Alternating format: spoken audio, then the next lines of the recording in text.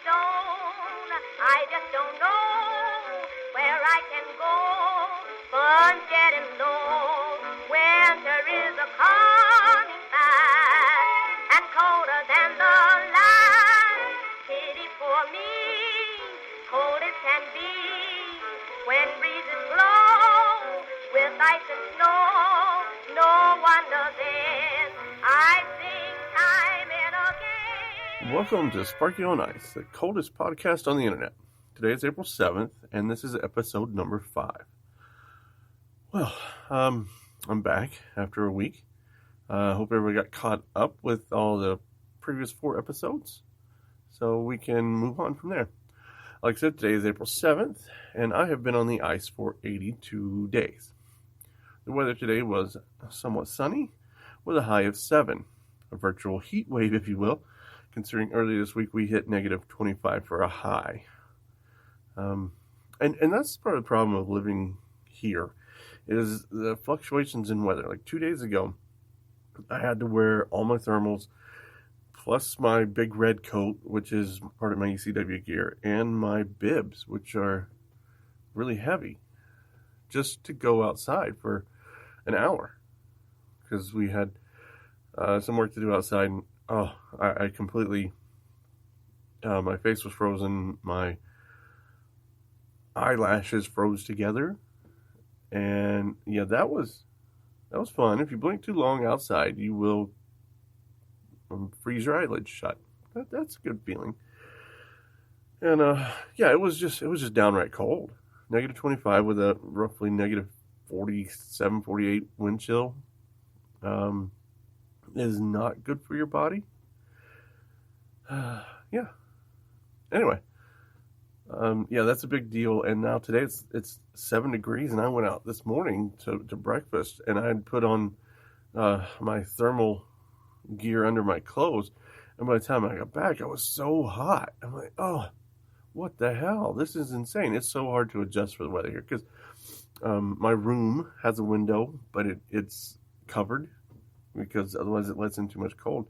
So I really don't know what it's like out there until I actually either look at the temperature on the internet or, go outside. I don't even know if the sun is out most of the time. I can see a little crack of light around my window, but it's hard to tell. And that's another issue with living here is time. During the summer, the sun's up all the time, and you get used to where the sun is in the sky as far as telling time, but if you can't see the sun, so like you're inside, it's really hard to mark the passage of time like we're used to, because back in the real world, we can easily mark the passage of time by how high the sky is in the sun, or the sun is in the sky, and it just doesn't work out so well here, simply because the sun goes around us, not over us. It's kind of hard to explain. So all day it's in the same spot it's at the same angle on the horizon pretty much. And it just goes around in a circle, and it just slowly goes down over the year until it disappears behind the horizon. But it's still basically the same angle above the horizon all day, which makes it really difficult, like I said, to be able to judge time passing. And it's going to get even worse when winter kicks in, because it's starting to get dark. And I did post a video on my YouTube channel that I shot at 10 p.m. and it's pretty dark. I got to use my headlamp to get places. The only light we see is the light we make. There is no ambient light. I mean, yeah, you get some moonlight, and yeah, when it bounces off the ice, it makes quite a bit of ambient lighting. But you know what? If there's no moon, it's dark, and it's tough to see. There was some news that came out this week about some interesting stuff going on next year around here. Apparently, there is a cruise coming down to prove the Earth is flat. This is from livescience.com. Organizers of an annual conference that brings together people who believe the Earth is flat are planning a cruise to the purported edge of the planet. They are looking for the ice wall that holds back the oceans. Really? I just don't even know where to go with this. This is so moronic. I mean, come on. The flat earth, I cannot believe these people still exist. Seriously, they're just... It's insane to believe the earth is flat. We have so much evidence that the earth is an oblate spheroid.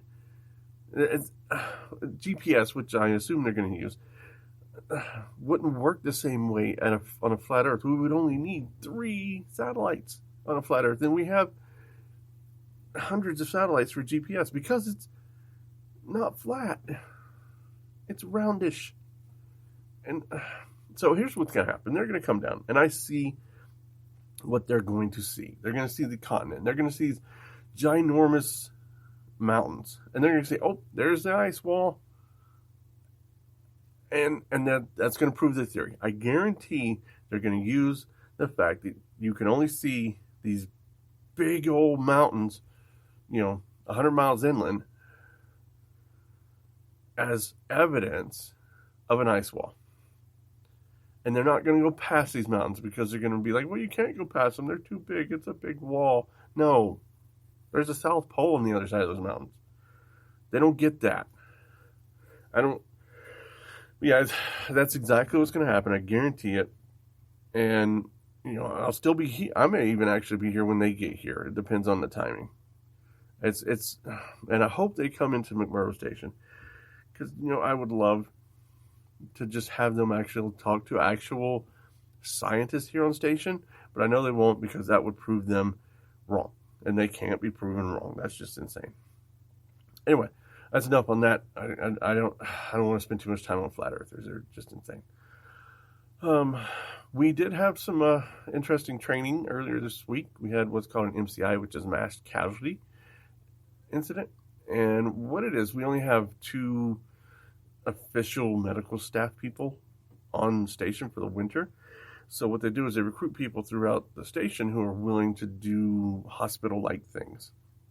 So we have stretcher bearers, we have communications team, we have people who are what we call technicians, and they would do the labs and x-rays and, the blood draws and stuff like that.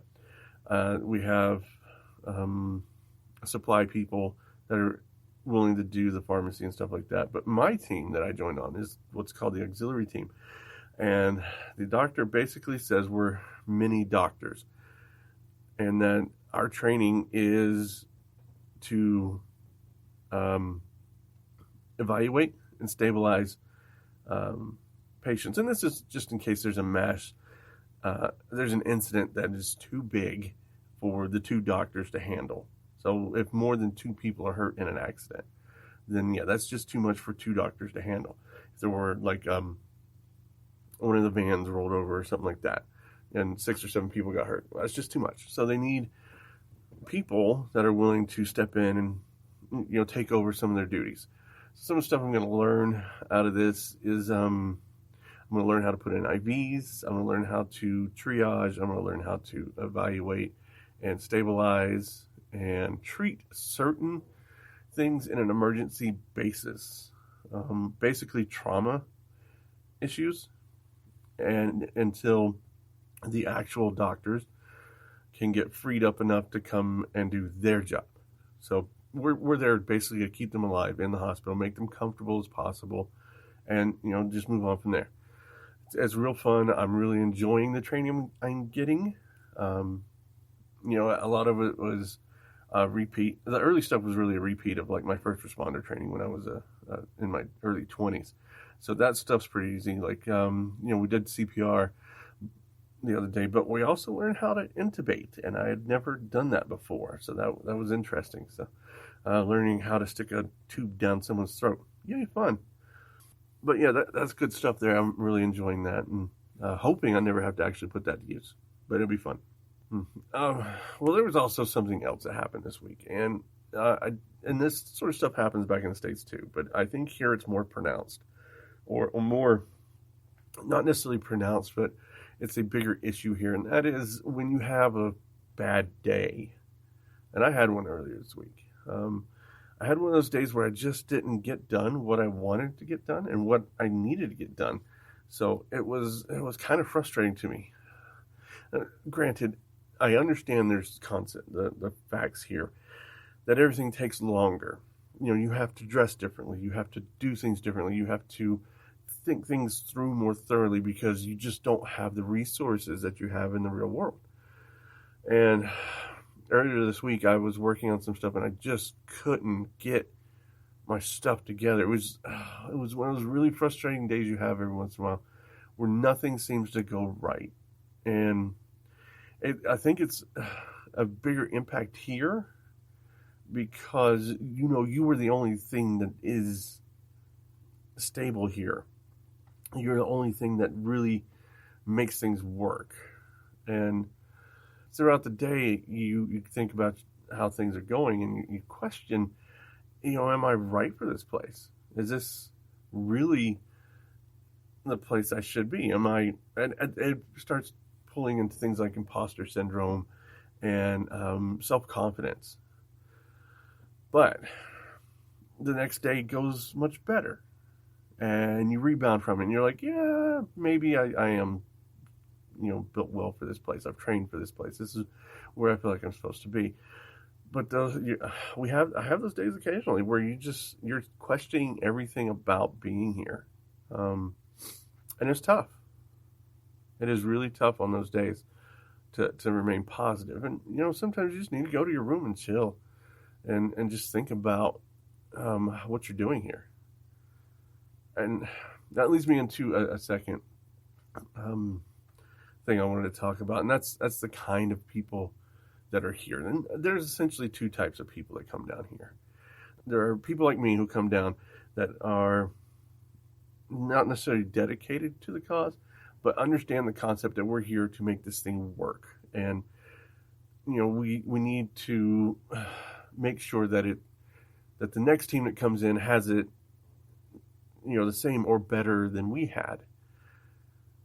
And so we actually try to make things better. We look for proactive solutions to problems that we know are going to come up.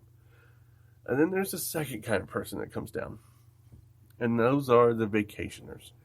These are the people who come for one season. And it's no fault of their own. They're not bad people in general. But they come down with this expectation that they're here for a little fun, a little vacation, and a little work. Problem is, that little fun, little vacation, as they get closer and closer to their going home time, and they know this is their only season down here, the work gets less and less. So it gets really frustrating. They don't start planning for the next season, for the next person coming in, and it makes the next season incredibly difficult. That's what happened with us.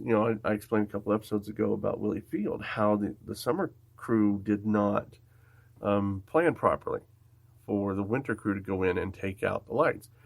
And that's because some of the summer crew were here in vacation mode. They were just here to sightsee. And you could tell by the way they did things. Whenever you went out, they wanted to stop and take pictures. It's like, look, we'll take pictures on the way back when we're done. Let's go do our thing. And that's just, that's the frustrating part about here, because you get both kinds of people. And yeah, I'll admit it's like a vacation here, but I'm not here for vacation. I'm here to take care of this facility and make sure this facility is running for the next, 50 years. So that's my frustration down here. And that's. I think I'll move on to questions. Maddie Love, who's had questions on before, but she wrote me so many questions that I had to split them up. She says, "What's the difference between someone who comes to push a broom and someone who comes to drill and test an ice core?" Well, someone who comes just to push a broom is here to do a specific job, and they're getting paid for that. Someone who comes to drill and test an ice core is generally a scientist, and they're here to do a study. Other than that, I don't really see much of a difference in the two people, aside from what I talked about earlier, vacationers versus, what I don't even know what to call the other people, the sustainers. So my job here is to support the people who come down to drill and test the ice cores. We want them to do their science and not worry about